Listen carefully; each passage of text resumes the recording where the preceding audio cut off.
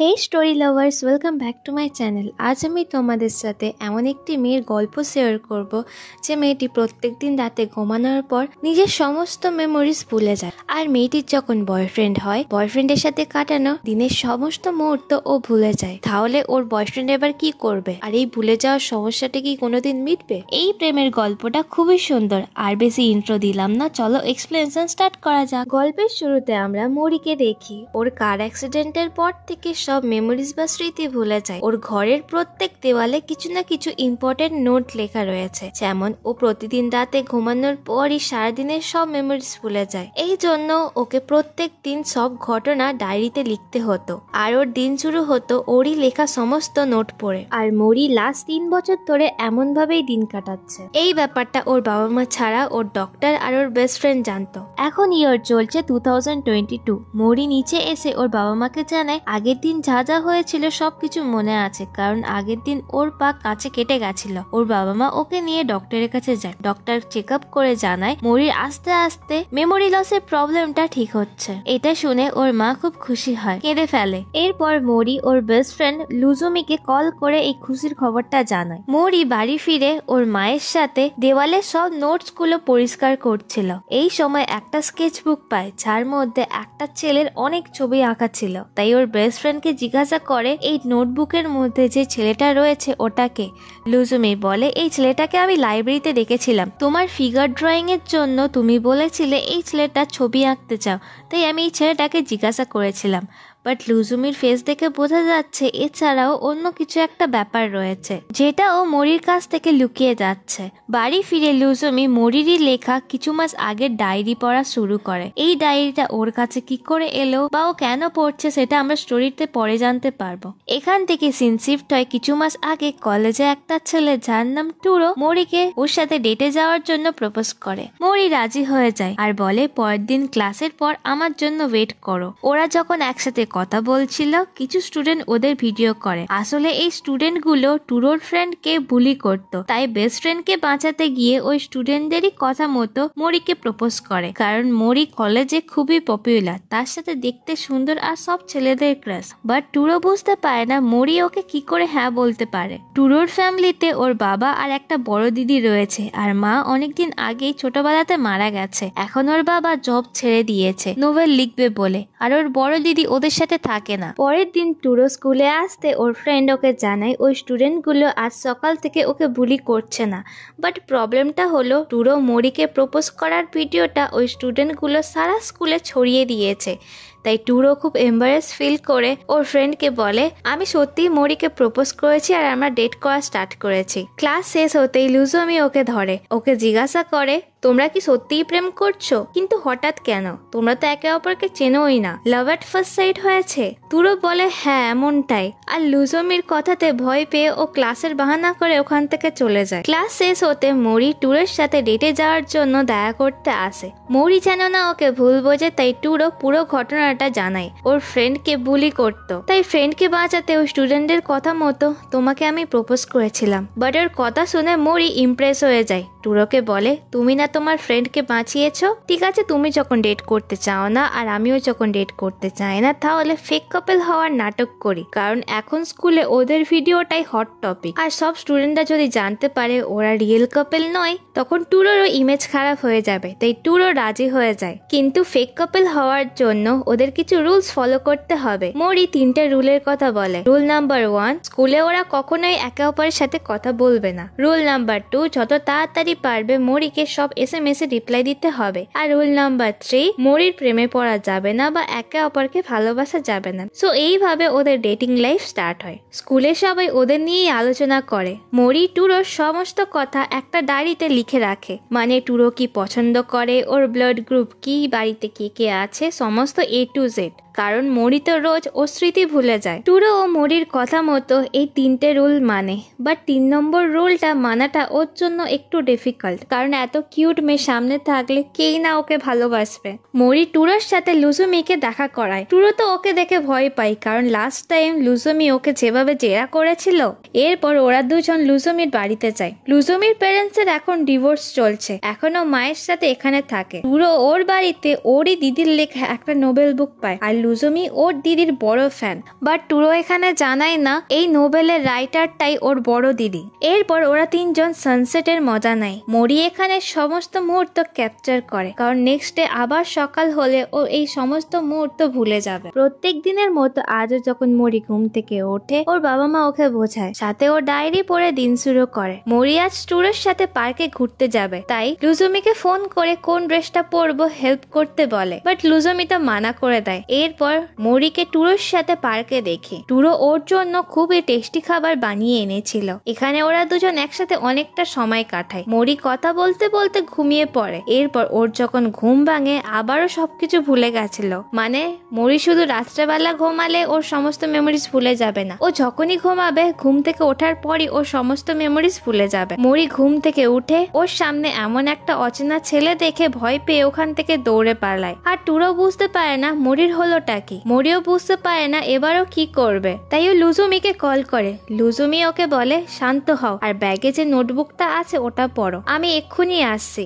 মরি নোটবুকটা পড়ে বুঝতে পারে ও টুরোর সাথে পার্কে ডেটে এসছে, আর অন্যদিকে টুরো ওকে খুঁজছিল। দেন ওদের দুজনের দেখা হয়ে যায়। মরি ওর ভুলে যাওয়ার সমস্যার কথা টুরোকে জানায়, সাথে বলে আজ যা হয়েছে এমনটা হয়তো ফিউচারে হতে পারে, তাই আমাদের সম্পর্কটা এখানেই শেষ করে দেওয়া দরকার। টুরো বলে আচ্ছা, আজ যা হয়েছে তুমি যদি না তোমার ডায়েরিতে লেখো তাহলে কাল তো তুমি জানতে পারবে না যে আজ কি হয়েছিল। মরি বলে হ্যাঁ। টুরো বলে তাহলে প্লিজ আজকের ঘটনাটা তুমি ডায়েরিতে লিখবে না, যে পার্কে তুমি ঘুমিয়ে পড়েছিলে বা আমাকে সব সমস্যার কথা বলেছো। আমি তোমার সাথে সময় কাটাতে ভালোবাসি, তুমি যদি প্রত্যেক দিন ডায়েরি দেখো তাহলে তুমি ডিপ্রেশনে পড়ে যাবে। এমন ভাবো যে আজ কিছুই হয়নি। দেন ওখানে লুজুমি চলে আসে। টুরো লুজুমির সামনে এমন দেখায় যে ও যেন মরির প্রবলেমের ব্যাপারে জানেই না। রাত্রেবেলা মরি আজ দিনে যা হয়েছিল সবকিছু ডায়েরিতে লেখে। টুরো ওকে মানা করেছিল, বাট আবারও কিছু একটা ভেবে পেপারটা ছিঁড়ে ফেলে। নেক্সট ডেতে মরি যখন টুরোর সাথে কথা বলতে আসে, টুরো বুঝতে পারে মরি আগের দিনের ঘটনার ব্যাপারে কিছুই লেখেনি। আর যেমনটা ওদের মধ্যে চলছিল টুরো আর মরি তেমনটাই করে। একসাথে অনেক সময় কাটায়,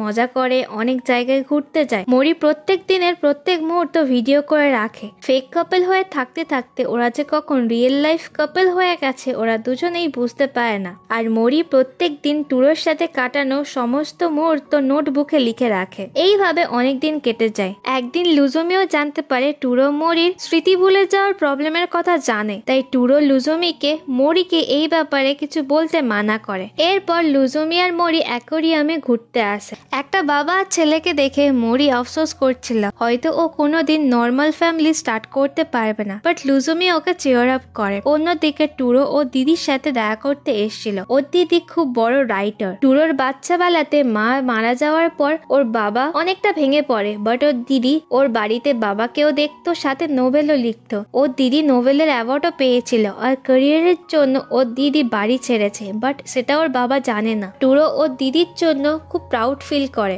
টুরো ওর দিদিকে মরির কথা জানায়, সাথে ওর মেমোরিজ প্রবলেমের কথাও বলে। টুরো মরিকে পছন্দ করা শুরু করেছে, সাথে ও মরির ডায়েরিটা অনেক মজার স্মৃতি দিয়ে ভরিয়ে দিতে চায়। এরপর ও মরির সাথে দেখা করতে যায়। এখানে ওরা দুজন সেমই কি রিং কেনে। নেক্সট ডেতে স্কুলের পর মরি আর লুজুমি টুরোকে চুপি চুপি ওর বাড়িতে নিয়ে আসে। মানে মরির বাবা মা যখন লুজুমির সাথে ব্যস্ত ছিল, মরি লুকিয়ে টুরোকে ওর ঘরে নিয়ে যায়। আর এমন ফ্রেন্ড যেন সবারই হয়। টুরো কাপল কি রিংটা দেখে মরিকে বলে তুমি এটা ব্যাগে লাগিয়েছো, আমি তো আমারটা বাড়ির চাবির সাথে লাগিয়েছি। এটা শুনে মরি চুপচাপ হয়ে যায়, কারণ আগের দিন কি কি করেছিল সেটা ও নোটবুকে পড়েনি। আর ওর পক্ষে প্রত্যেক দিন সমস্ত নোটবুক পড়া সম্ভব না, তাই লুজুমি টুরোকে মরির সব নোটবুক দেখায়। এরপর রাত্রেবেলা ওরা তিনজন একসাথে মুভি এনজয় করে। টুরো বাড়ি ফেরার পর ওর বাবার সাথে ওর ঝগড়া হয়, কারণ ওর বাবা এতদিন নোভেল লেখার নাম করে একটাও নোভেল লেখেনি। আর ওর বাবা এখানে জেনে গেছিল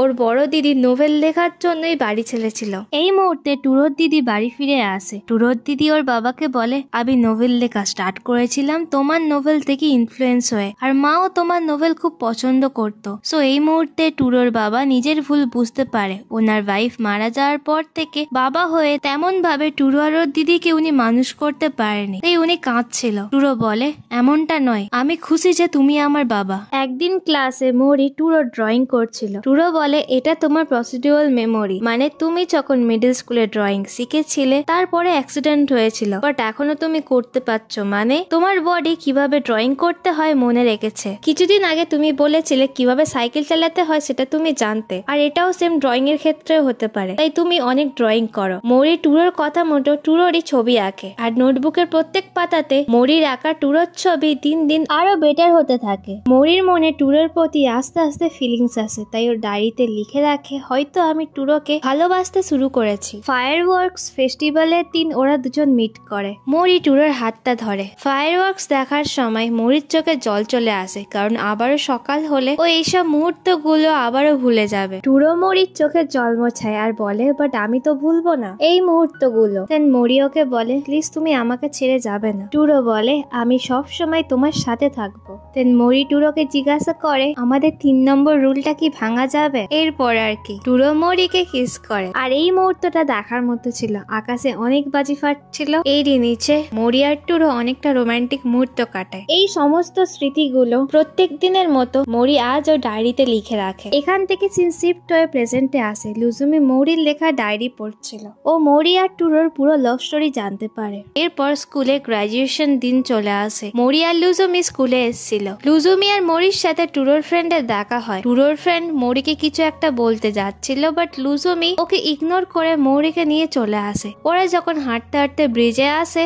আমরা মৌরির কথাতে জানতে পারি ওর টুরোর ব্যাপারে কোনো স্মৃতি মনে নেই। সাথে ওর টুরোর সাথে যা যা সময় কাটিয়েছিল সেই সব জায়গাতে ও ভাবছিল লুজুমি ওর সাথে ছিল, মানে পিকনিক করতে যাওয়া, অ্যাকুয়ারিয়ামে ঘুরতে যাওয়া, ফায়ারওয়ার্কস দেখা বা কাপল কি রিং কেনা। এরপর মৌরি লুজুমিকে বাই বলে ওখান থেকে চলে যায়। লুজুমি মৌরিকে দেখতে থাকে, আর এখানে ও কিছু আগের ঘটনা মনে করে। টুরো লুজুমিকে বলে, আমি আগের দিন অজ্ঞান হয়ে পড়ে গেছিলাম। নেক্সট ডেতে আমি চেক আপের জন্য যাব। আমার মায়ের হার্ট ডিজিজ ছিল। মনে হচ্ছে আমার হার্টেও কিছু একটা প্রবলেম হয়েছে, বাট আমি এখন পর্যন্ত শিওর নয়। আর ধরো যদি আমার কিছু হয়ে যায়, তাহলে প্লিজ মৌরির মেমোরি থেকে আমার রিলেটেড সব মুহূর্তগুলো ডিলিট করে দেবে। এসব শোনার পর লুজুমি কিছু বলতে পারে না। কিছুদিন পরই টুরোর দিদি লুজুমিকে ফোন করে জানায় টুরো মারা গেছে। লুজুমি মৌরিকে নিয়ে টুরোর ফিনারেলে আসে। ওর চোখে জল চলে আসে। ও খুব কাঁদে, আর কাঁদতে কাঁদতে বলে, আমি একে চিনি না, জানি না, বা এই ছেলের রিলেটেড আমার কোনো মেমোরিজ মনেও নেই। শুধুমাত্র ডায়েরির নোটবুকের লেখাটা পড়েছি। আমি জাস্ট ছেলেটার মুখ এই ফটোতে দেখছি, তাও আমি এতটা কষ্ট পাচ্ছি কেন? লুজুমি ওকে বলে,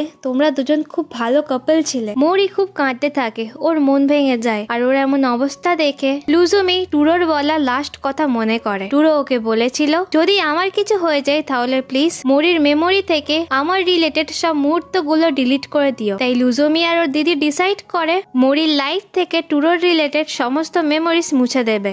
লুজুমি মৌরির বাবা মার হেল্পে মৌরির ফোন আর মৌরির নোটবুকটা টুরোর দিদিকে দেয়। টুরোর দিদি মৌরির লেখা নোটবুকের মধ্যে যেখানে যেখানে ও টুরোর নামটা মেনশন করেছিল, সেখানেই ও লুজুমির নামটা বসিয়ে দেয়। এই কারণে মৌরি ওই দিন ব্রিজে হাঁটার সময় লুজুমির সাথে কাটানো সব মুহূর্তের কথা বলছিল। টুরোর দিদি ল্যাপটপে টুরোর নামটা যখন মুছছিল, তখন ওনারও খুব খারাপ লাগছিল। ইভেন কি লুজুমি যখন মৌরির ফোন থেকে টুরোর রিলেটেড সমস্ত ভিডিও, ফটো বা মৌরির রুমের মধ্যে টুরোর রিলেটেড যা যা জিনিসপত্র ছিল, ও যখন সবকিছু সরিয়ে নিচ্ছিল, মৌরি টুরোকে এতটা ভালোবাসে দেখে লুজুমিও কান্নায় ভেঙে পড়ে। আর পরের দিন যখন সকাল হয়, মৌরির আগের কোনো ঘটনা মনে ছিল না। এই ঘটনারই কিছুদিন পর লুজুমি যখন জানতে পারে মৌরির আগের দিনের সব কথাগুলো মনে আছে বা কোনো মেমোরিজ ভুলছে না, তখন লুজুমি ডিসাইড করে মৌরিরই লেখা সেই নোটবুকটা ওকে ফিরিয়ে দেবে, যার মধ্যে টুরোর রিলেটেড সমস্ত মেমোরিজ রয়েছে। লুজুমি যখন মৌরির রুমেতে ঢোকে, ও দেখে মৌরি স্কেচবুক থেকে টুরোর অনেক ফটো আঁকে, বাট এই সময় মৌরির টুরোর রিলেটেড কোনো মুহূর্ত মনে নেই। মৌরি বলে, আমি জানি না কেন এই ছেলেটার ফটো আঁকছি, কিন্তু আমার হাত মনে রেখেছে আর আমি কন্টিনিউ ড্রয়িং করছি। এসব দেখে লুজুমি কাঁদতে কাঁদতে ওকে সরি বলে। মৌরি বলে, কি হয়েছে?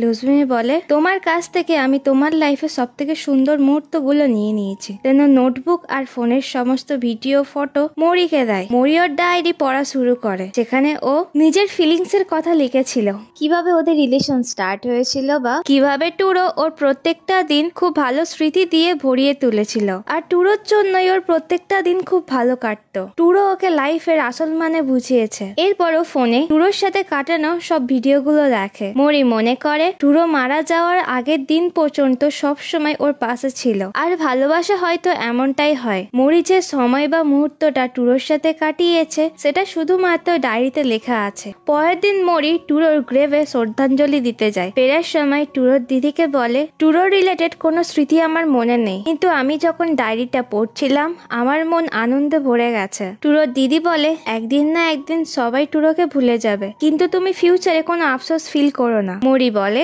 সবাই টুরোকে ভুলে গেলেও আমি ওকে মনে রাখতে চাই, কারণ ও আমার কাছে খুবই স্পেশাল একজন ছিল। এই গল্পের লাস্ট সিনে মরি আর লুজুমি পার্কে ঘুরতে এসেছিল, যেখানে লাস্ট টাইম মরি টুরোর সাথে এসেছিল। কথা বলতে বলতে মরি ঘুমিয়ে পড়ে আর নিজেকে টুরোর সাথে কল্পনা করে। টুরো সত্যিই ওর লাইফে ছিল, কেউ না মনে রাখলেও ওর মন টুরোকে মনে রেখে ওর ছবি আঁকবে। সো ড্রামা লাভার্স, এখানেই এই স্টোরির এন্ডিং হয়। যদি স্টোরির এন্ডিং এর কথা বলো তাহলে আমি বলবো টুরো সবসময় মরিকে স্বার্থ ছাড়াই ভালোবেসেছে। ও জানতো আজকের কাটানো মুহূর্ত মরি কাল ভুলে যাবে, তাই ও মরির লাইফের প্রত্যেক দিন প্রত্যেক মুহূর্ত আনন্দে ভরিয়ে রাখতো। মরির লাইফে টুরো যখন ছিল তখন ওর ভুলে যাওয়ার প্রবলেম ছিল, এখন হয়তো ওই প্রবলেমটা ঠিক হয়েছে, বাট ওর লাইফে এখন আর টুরো নেই। টুরোর সাথে কাটানো সব মুহূর্ত গুলো ওর নোটবুকে লেখা আছে বা কিছু ভিডিও রয়েছে। আর টুরো লুজুমিকে মরির স্মৃতি থেকে ওকে ডিলিট করে দিতে বলেছিল, কারণ টুরো চায়নি ও মারা যাওয়ার পর মরি কষ্ট পাক। এই কারণে হয়তো ও লুজুমিকে এমনটা বলেছিল। So story lovers, I hope তোমাদের এই গল্পটা ভালো লেগেছে। এমনই সুন্দর গল্পের জন্য প্লিজ আমার চ্যানেলটা সাবস্ক্রাইব করে দিও। আর হ্যাঁ, দেখা হচ্ছে পরের ভিডিওতে। Till then, tata.